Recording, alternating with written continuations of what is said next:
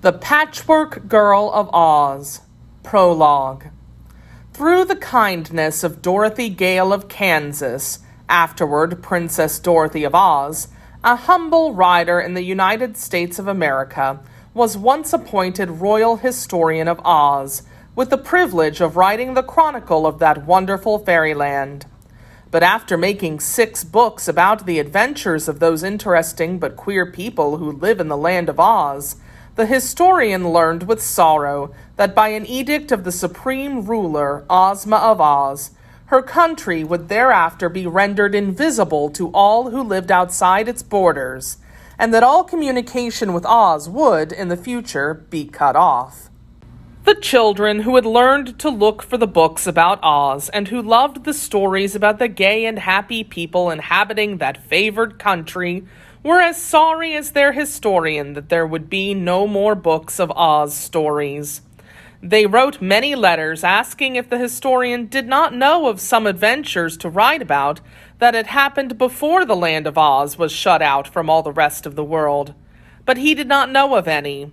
Finally, one of the children inquired why we couldn't hear from Princess Dorothy by wireless telegraph, which would enable her to communicate to the historian whatever happened in the far-off land of Oz without his seeing her, or even knowing just where Oz is. That seemed a good idea, so the historian rigged up a high tower in his backyard and took lessons in wireless telegraphy until he understood it, and then began to call Princess Dorothy of Oz by sending messages into the air. Now, it wasn't likely that Dorothy would be looking for wireless messages or would heed the call, but one thing the historian was sure of, and that was that the powerful sorceress Glinda would know what he was doing and that he desired to communicate with Dorothy. For Glinda has a big book in which is recorded every event that takes place anywhere in the world just the moment that it happens. And so, of course, the book would tell her about the wireless message. And that was the way Dorothy heard that the historian wanted to speak with her, and there was a shaggy man in the land of Oz who knew how to telegraph a wireless reply. The result was that the historian begged so hard to be told the latest news of Oz, so that he could write it down for the children to read, that Dorothy asked permission of Ozma, and Ozma graciously consented.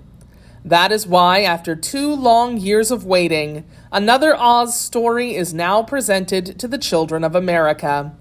This would not have been possible had not some clever man invented the wireless, and an equally clever child suggested the idea of reaching the mysterious land of Oz by its means.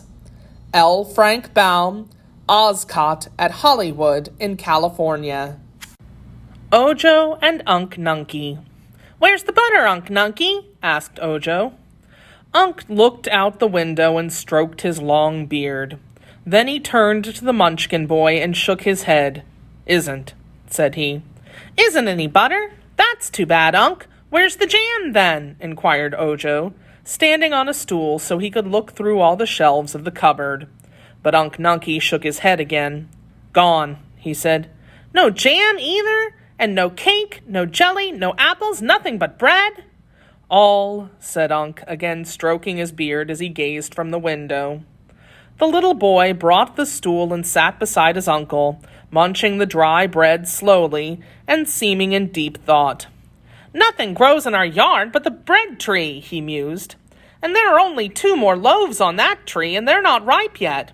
Tell me, Unk, why are we so poor?" The old Munchkin turned and looked at Ojo.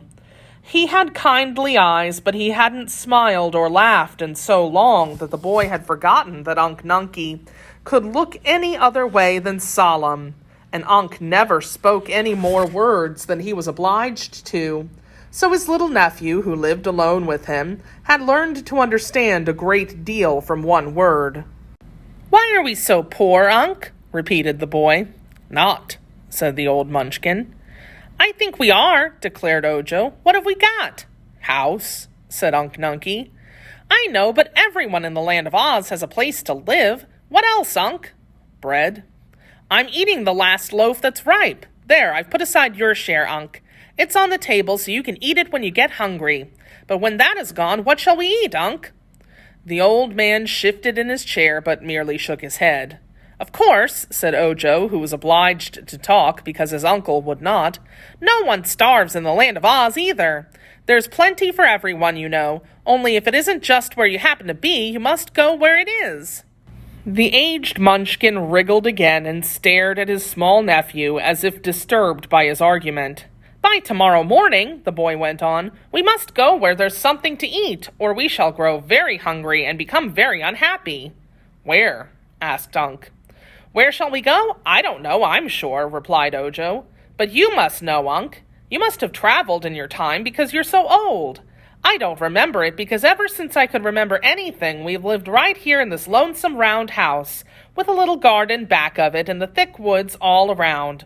All I've ever seen of the great land of Oz, Unk dear, is the view of that mountain over at the south where they say the Hammerheads live, who won't let anybody go by them, and that mountain at the north where they say nobody lives." "One," declared Unk, correcting him. "Oh yes, one family lives there, I've heard. That's the Crooked Magician, who is named Dr. Pipt, and his wife Margolot. One year you told me about them. I think it took you a whole year, Unk, to say as much as I've just said about the Crooked Magician and his wife. They live high up in the mountain, and the good Munchkin country, where the fruits and flowers grow, is just the other side. It's funny you and I should live here all alone in the middle of the forest, isn't it?" "Yes," said Unk. "Then let's go away and visit the Munchkin country and its jolly, good-natured people. I'd love to get a sight of something besides woods, Unk-Nunkie." "Too little," said Unk.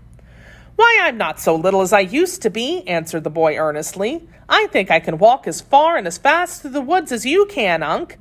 And now that nothing grows in our backyard that's good to eat, we must go where there's food." Unk-Nunkie made no reply for a time. Then he shut down the window and turned his chair to face the room, for the sun was sinking behind the treetops and it was growing cool. By and by, Ojo lighted the fire, and the logs blazed freely in the broad fireplace. The two sat in the firelight a long time, the old white-bearded Munchkin and the little boy. Both were thinking. When it grew quite dark outside, Ojo said, "Eat your bread, Unk, and then we will go to bed." But Unk-Nunkie did not eat the bread, neither did he go directly to bed. Long after his little nephew was sound asleep in the corner of the room, the old man sat by the fire, thinking.